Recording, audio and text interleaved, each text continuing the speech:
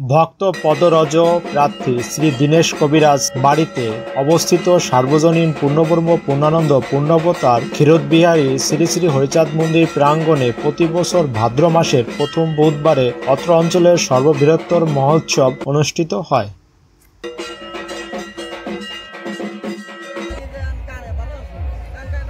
কৃষ্ণপুর গ্রামটি গোপালগঞ্জ জেলার সদর উপজেলায় বোলতল ইউনিয়নে অবস্থিত। এবছর দেশের পরিস্থিতির কারণে স্বল্প পরিসরে অনুষ্ঠিত হয়।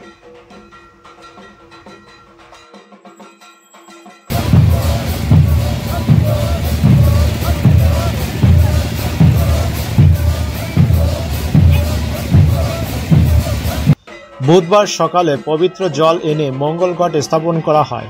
সকালে বাল্যভোগ প্রদান করা হয় শান্তিহরির চরণে।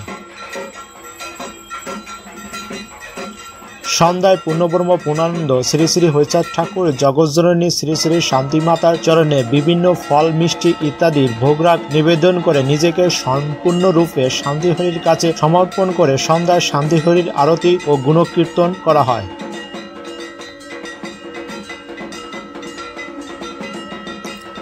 রাতভর চলে শ্রীমৎ অশ্বিনী ঘোষার বিরচিত শ্রীমৎ কবি রসরাজ তারক ঘোষার বিরচিত শ্রী শ্রী মহাগ্রন্থ হরিসঙ্গীত ও মহাসঙ্গীতন পরিবেশিত হয়। এছাড়া ঠাকুরের বিভিন্ন দিক নির্দেশনা নিয়ে আলোচনা করা হয়।